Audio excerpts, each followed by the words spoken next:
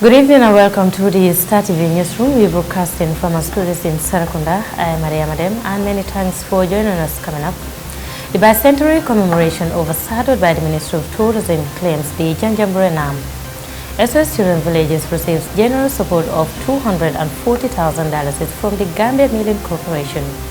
In sport news, New Yundu Super Cup ends intense as darkness forces the referee to call off epic showdown. Dante House project empowers Gambian youth with inaugural football tournament.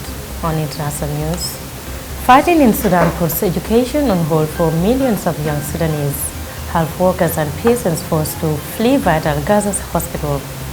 Sheikh Hasina Sito's fourth term amid opposition boycott. Those were the headlines, and now the news in detail.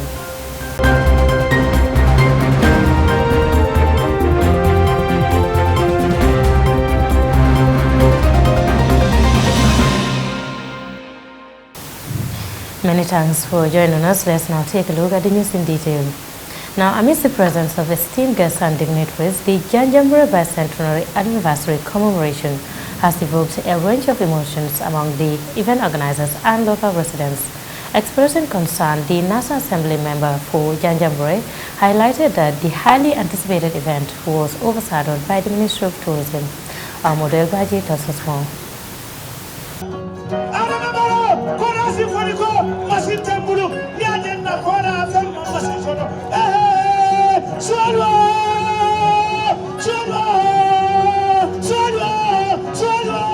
Despite the amount of money invested and the high level of dignitaries that attended the event, members of the local organizing committee seems not happy about the way and manner in which the program was put in place. The National Assembly member for Janjambure, who is also the chairman of the local organizing committee, Omar Jato Jame, frowned against the implementation of the bicentenary commemoration. The government for having that vision to commemorate 200 years of Janjambure. And equally, I want to thank the National Organizing Committee for the brilliant idea. But again, with the implementation of the whole thing, we think it was just a joke for the fact that nothing seems to be organized. And also, it seems the whole event was hijacked by the Ministry of Tourism. And as such, this have actually caused some disappointment amongst the members of the community.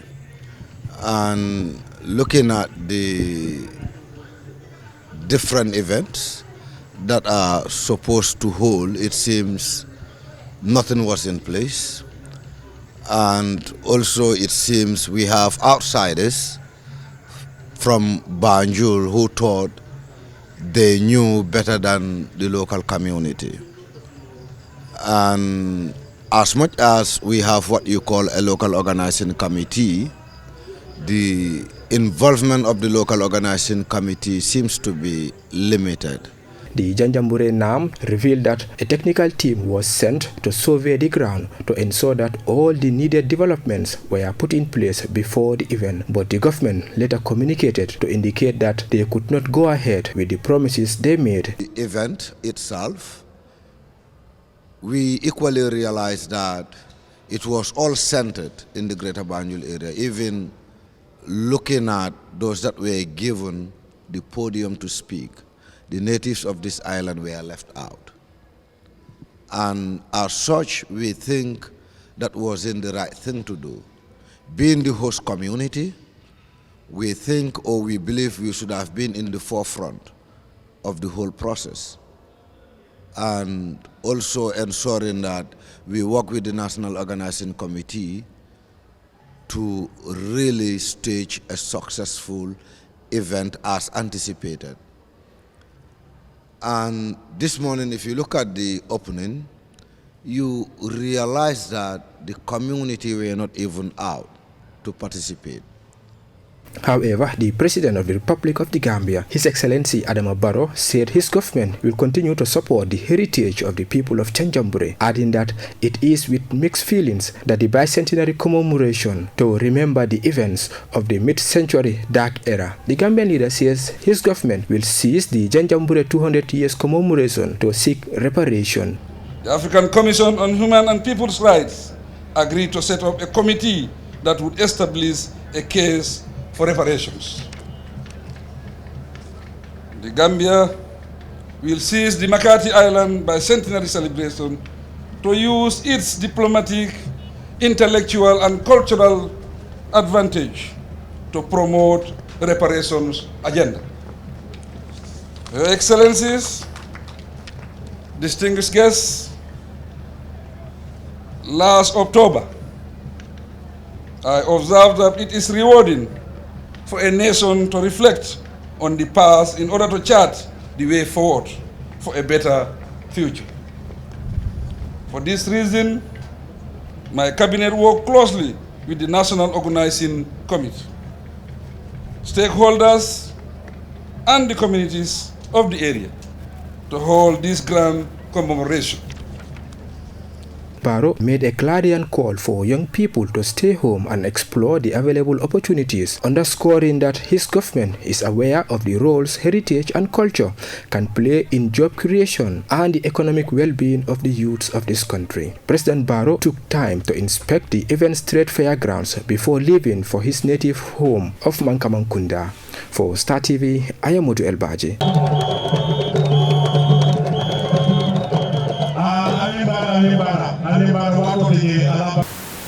Now moving on, in a display of corporate social responsibility, the Gambia Milling Corporation on Friday presented a check amounting to $240,000 to the SOS Children's Villages in the Gambia. The gesture is meant to support the crucial work of SOS in providing care to children in need of parental care in the country. In this report. Founded in 1982 in the Gambia, SOS Children Villages has been dedicated to offering parental care to vulnerable children. However, this noble endeavor comes with its fair share of challenges, which require the goodwill and support of compassionate individuals and companies. On January 5, 2024, the management of the Gambia Milling Corporation presented a check of $240,000 to the SOS Children Villages in the Gambia. The newly appointed general manager of the Gambia Milling Corporation said that they found SOS Children Villages deserving of this donation, highlighting this decision was based on the organization's well-crafted proposal and a previous visit conducted to witness firsthand the incredible work being done at the village. Mr. Carlos' personal connection to the cause, being an orphan himself, further motivated him to support organizations like SOS. But I think SOS was an easy choice. For me personally, I'm an orphan.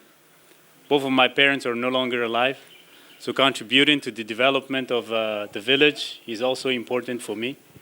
But it goes even way beyond that because we are an American company, headquartered in Kansas City. Same thing. When we presented the pictures and the proposal, they made it really easy. They even responded very fast to say, approval granted. So we are, for me, we're very thankful that we came today to see the mothers. You guys are doing a wonderful job.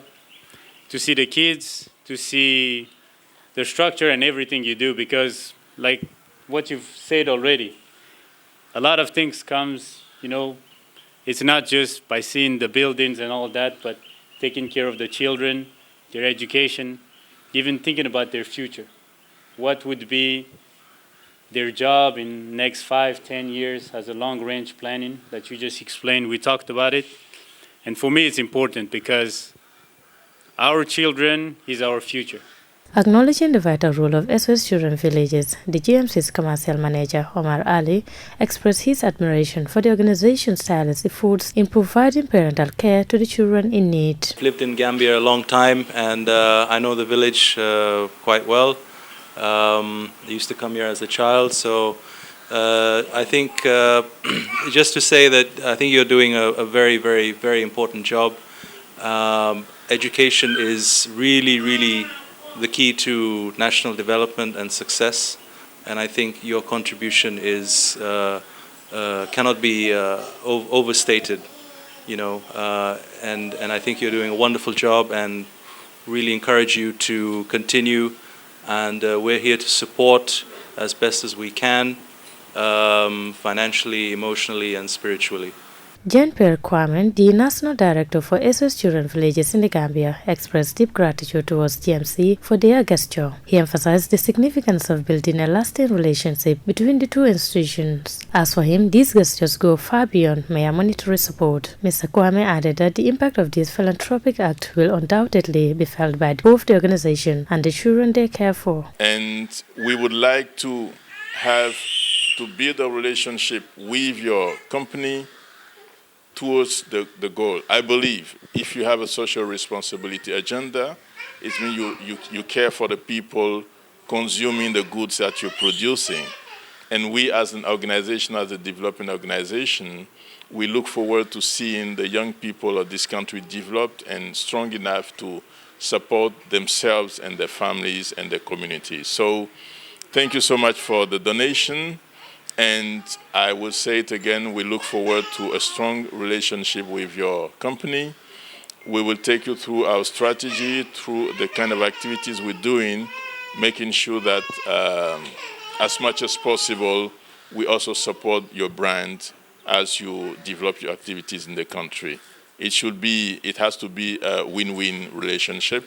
We acknowledge it, and we care for that. Dema Girsugu, the Fund Development and Communication Manager at SOS, also extended heartfelt gratitude to GMC for their support. She acknowledged that this contribution will go a long way in furthering the organization's mission and making a positive difference in the lives of the children under their care. To have a partner that speaks the way you do, it seems you understand the work that we are doing and the impact that we have it on the children and the community. And in terms of, our other service units, when it comes to the schools, when it comes to the health center, we are supporting a lot of women and children. Our health center, our clinic is supporting annually almost 35,000 to 45,000 patients. And most of them are women who come in here for prenatal and postnatal care services. And you know how the health system in the country is. It's not really up to the standard that we want. So we are doing a lot of work. Meanwhile, since its establishment in 2013, the Gambia Milling Corporation has played a critical role in milling production and processing flour, bran, and animal feed derived from wheat and other cereals. With the support of GMC and the kindness of others, SOS Children Villages in the Gambia will continue to provide a loving home and parental care to children in need, ensuring they have a brighter future filled with happiness and opportunities. Maria Madem, reporting for Star TV News. From the story, let's now shift our attention to some sport news. Now, in a thrilling display of skill and determination, Sitoko and Zurich FC over the weekend went head-to-head in the highly anticipated New Yundum Super Cup. Football enthusiasts from all corners gathered at the New Yundum football field to witness the clash of titans, hoping for an unforgettable showdown. Ambaikor witnessed the game and he prepared this report. In a high-stake match at the New Yundum Super Cup, Sito Koto and Zurich FC clashed in an exhilarating contest that ended in a thrilling draw. The game kicked off with a bang as Buba Tamba of Sito Koto found the back of the net within the first 10 minutes, giving his team an early lead. However, Zurich FC quickly retaliated, with Babukar Ndao converting a penalty in the 20 minutes to equal the score. Ndao continued to make his presence felt on the field, scoring his second goal of the game in the 29 minutes, propelling Zurich FC ahead with a 2-1 lead as the first half concluded. The second half commenced with Sito Koto's Papadabo stepping up to level the scores in the 53rd minute, showing great skill and resilience. The game intensified further as both teams fought fearlessly for victory, but neither could break the deadlock before the final whistle. With no clear winner after the full-time whistle, the match proceeded to a nail-biting post-match penalty shootout. Remarkably, both teams converted all 5 penalties, resulting in a deadlock, even this crucial phase of the game. However, in an unfortunate turn of events, the referee had to bring the match to a premature end due to darkness, leaving the fans in suspense yearning for a winner in this epic battle. Present at the unforgettable game was the Vice President of the New Yundum Sports Association, Esa N.J. Jallo, who revealed that the aim of organizing the Northern Tournament is to backfill the football field with the funds generated during the competition. Soul purpose for staging this league is we are embarking on to backfill our football field so that we move from waterlogged pitch, and it's just a form of encouraging the community to take commitment to see to it that it is a collective effort to see to it that we make difference in New Yundum sports. 25 teams. As football enthusiasts eagerly await further updates on the fate of New Yundum Super Cup and the possibility of witnessing another extraordinary clash between these talented sides, Vice Chairman Jallo laments the challenges encountered and how they learn from them. Football is full of challenges. As far as we are not new into sports, it is just a learning point for us.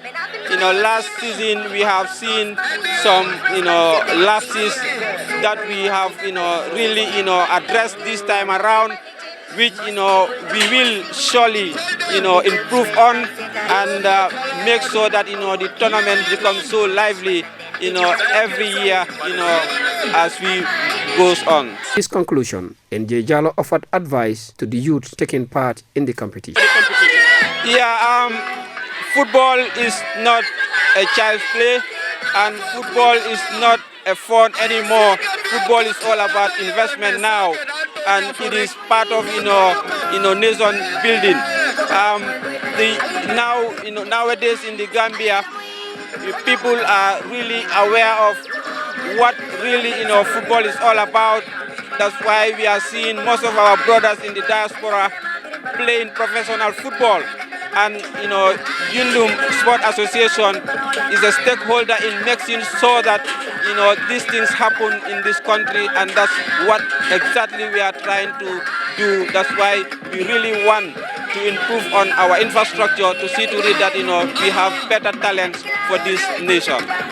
However, Gambian referee based in Dubai donated balls, tickets and t-shirt printers was also donated to the committee by Mr. Ibrahim Suare, and the New Yundum Alcalo was also awarded for his support, among others. Meanwhile, the New Yundum Super Cup spectacles showcase the dedication and talent of Sito Koto and Zurich FC. Fans now eagerly await a resolution to this exciting encounter as they anticipate a potential rematch in the future. Reporting for Star TV News, I am Baikon.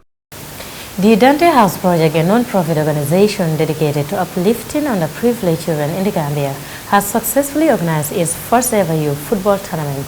This two-day event aimed to provide an unforgettable experience for the participants, offering them an opportunity to showcase their skills in a competitive football setting. The Dante House Project has been collecting used football gear from generous donors in the United States to distribute them among less fortunate children in the Gambia. Now, speaking to Star TV before the commencement of the tournament, Telmon Dante, the founder and president of the Dante House Project, highlighted the purpose and significance of the event. Here is an excerpt. This is an academy tournament. So if you know what we do with the Dante's House Project is that we concentrate only with kids between the ages of 4 and 11. We've done this for 5 years, over 5 years now. We've gone to 11 different villages as we speak. We've reached out to over 1,000 kids.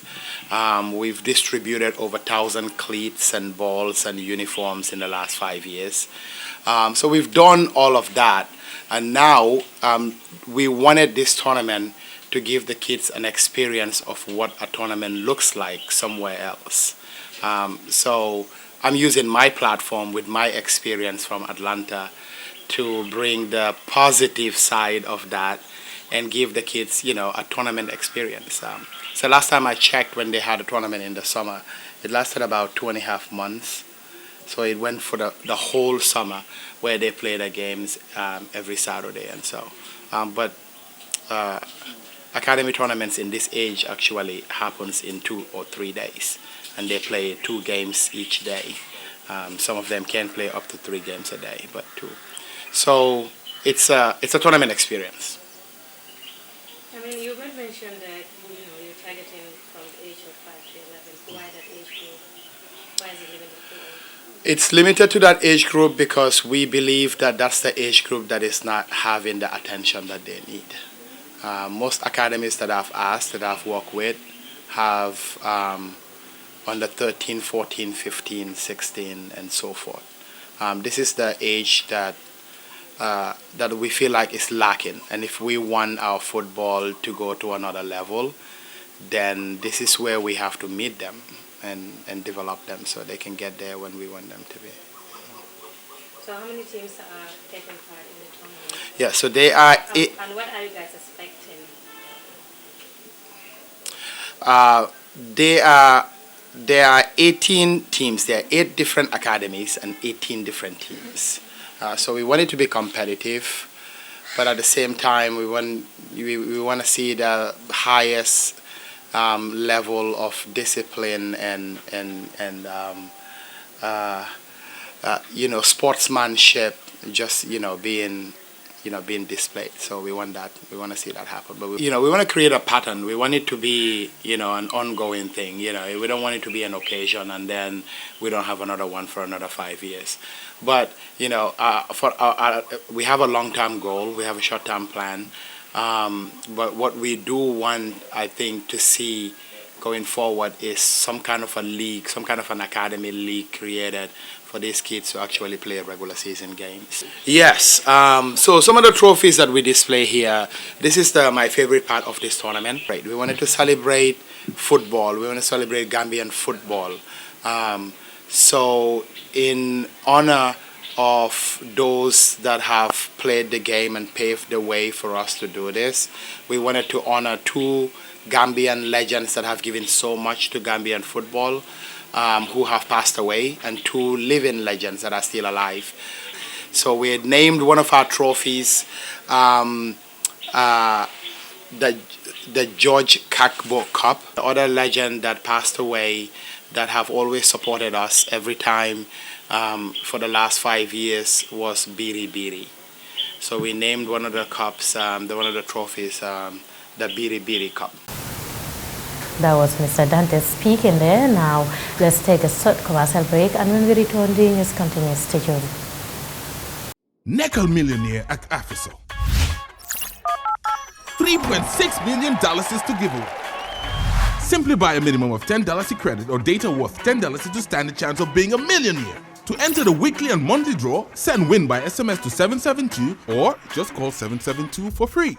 Remember, the more you buy credit or data, the more your chances of being a millionaire. Be that Nekkal millionaire at Afriso, right? Welcome back after the short commercial break. If you're just tuning in, you're watching the Star TV Newsroom, and we're broadcasting from our studios in Serakunda. I am Maria Madem, and thanks for joining us. Let's now shift attention to some international news.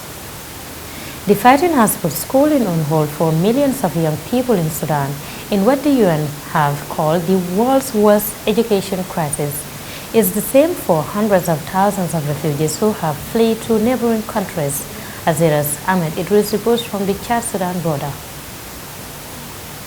Muhammad Abubakar flips through the pages of his books. He was hoping to be a doctor, but the fighting in Sudan put a stop to his studies. It's not good staying here without school. That will be the end of my dreams to be a medical doctor. Second-year medical student Amar Arigzergia doesn't see hope in the near future. The way things are, there is no hope of returning home anytime soon, let alone continue our studies. He says at least his generation can read and write, but fears more for the small refugee children he sees here. Aid agency officials in Chad's border town of Adre say there are no schools for the hundreds of thousands of newly arrived Sudanese refugees. The refugee population here has crossed the 600,000 mark. Most of them are under the age of 30. That number continues to grow. Aid workers say even if these children eventually get into a classroom, there is another problem. The curriculum in Sudan is different from what is taught here in Chad. So to get the children engaged, parents send them to religious schools like this to study. The priority for now is to provide shelter and food, and even that is grossly inadequate. Overcrowded public schools in Adre can't take in any refugee child. For thousands, an entire school year is now wasted. There is no clear indication as to when refugee students will be able to return home and to their classes. Ahmed Idris, Al Jazeera, on the Chad Sudan border. Make sure to subscribe to our channel to get the latest news from Al Jazeera.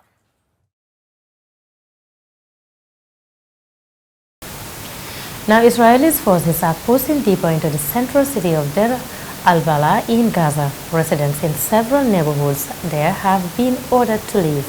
The international medical charity Doctors Without Borders says it's evacuating its staff from the Al-Aqsa hospital.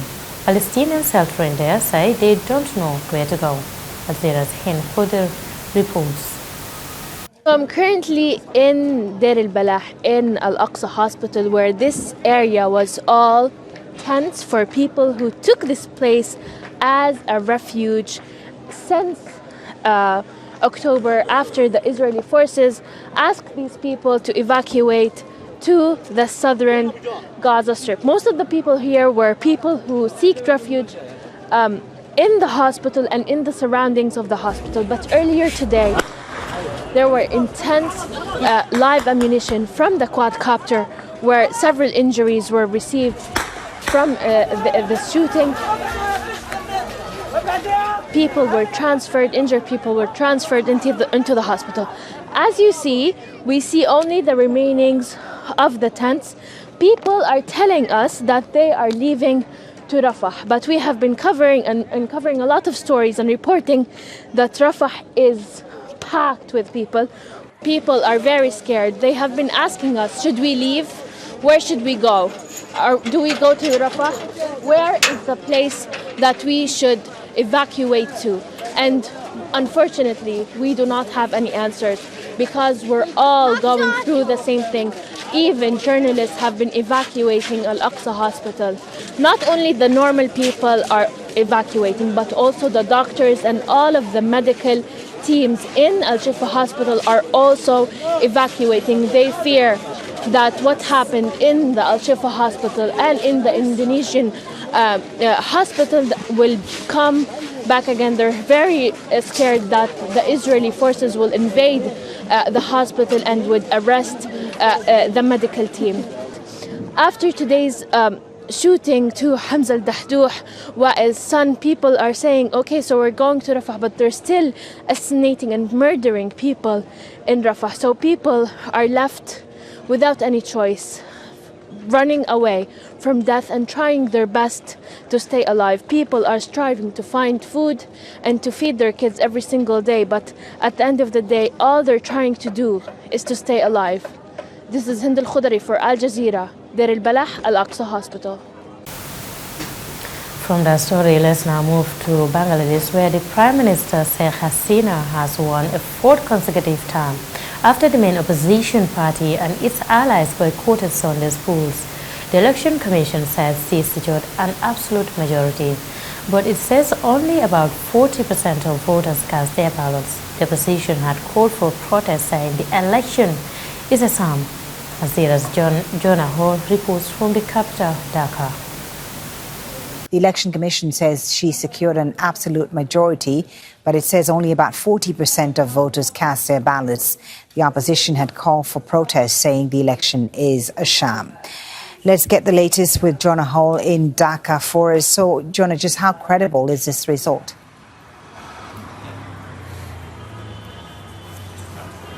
Well, in one sense, credible, certainly, as the only possible result from this election under the circumstances being a largely uncontested vote. In fact, critics would say an entirely uncontested vote. Independent candidates and smaller parties on the ballot that the government has pointed to as evidence of plurality in the system, critics say, are either allied to the governing party or drawn directly from its ranks. And so, as the result of a democratic contest, not credible at all. And remember that on Sunday at the polling booth, Sheikh Hasina, the Prime Minister, said it was for the people to decide on the credibility of the election by turning out to vote. She made turnout the ultimate benchmark of credibility. Well, turnout is low. Officially, it's been put at around 40%. That's curious in itself, because an hour before polls closed, the Electoral Commission said turnout was 27%. And so even by the Prime Minister's own measure of credibility, the election falls short. So what will another term for Sheikh Hasina look like for Bangladesh?